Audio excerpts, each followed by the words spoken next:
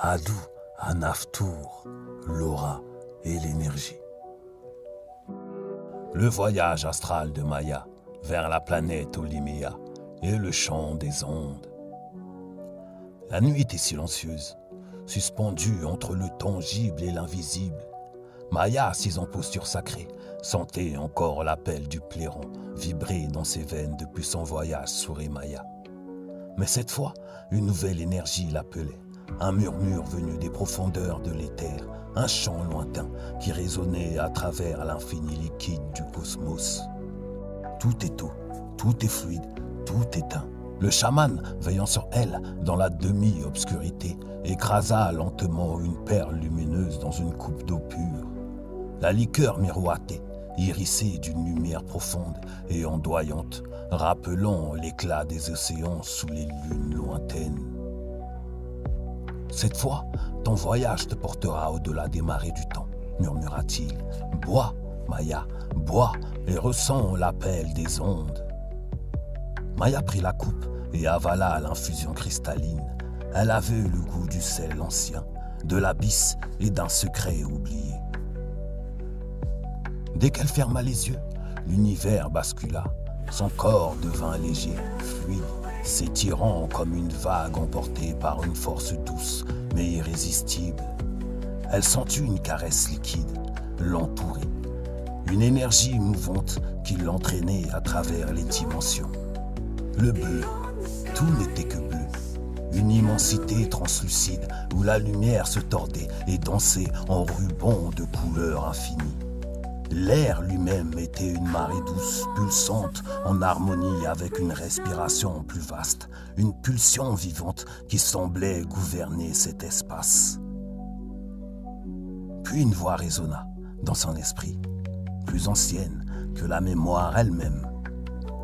Bienvenue, enfant des étoiles, bienvenue à Olimea. Olimea, la planète des eaux primordiales. Devant elle s'étendait une planète d'une beauté incommensurable. Olimea, une perle immergée dans l'océan du cosmos.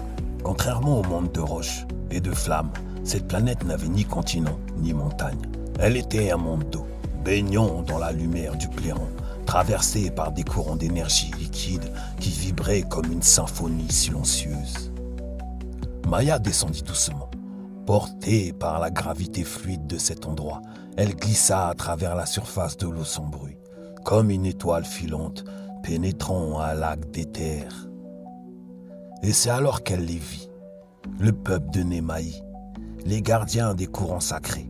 Sous la surface cristalline évoluait un peuple d'une grâce infinie, les Nemaï. Leur corps élancé semblait fait d'eau et de lumière, à la peau parsemée de reflets hérissés.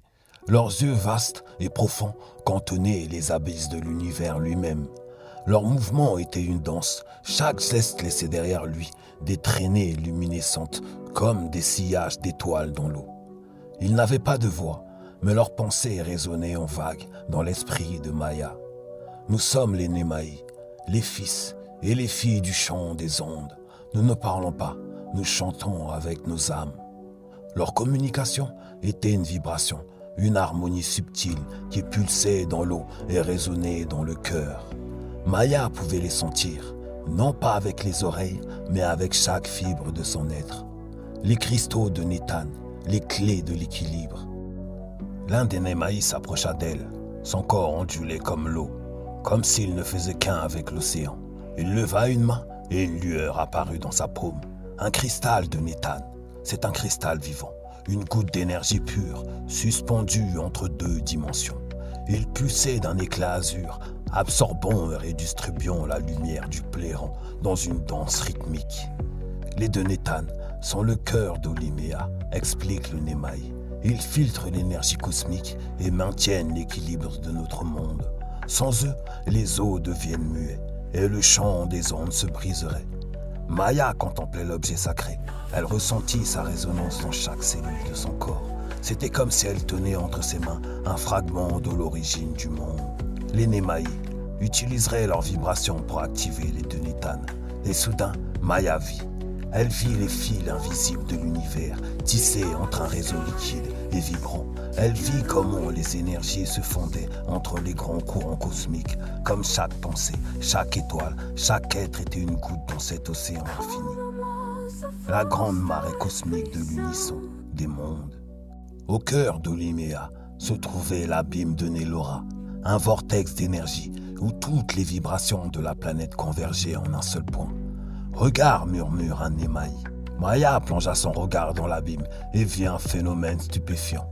Des pans de lumière formaient des champs vibratoires reliés Oliméa à d'autres mondes.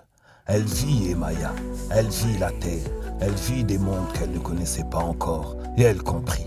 La vibration était partout. Elle unissait non seulement les êtres, mais aussi les planètes, les galaxies, les Némaïs, les Tam de Emaya et d'autres peuples oubliés étaient tous liés à cette même onde cosmique. Tout est eau, chantaient les Némaïs. Tout est fluide, tout est un. Lorsque Maya ouvrit les yeux, elle était de retour dans un espace sacré. Mais tout lui semblait différent.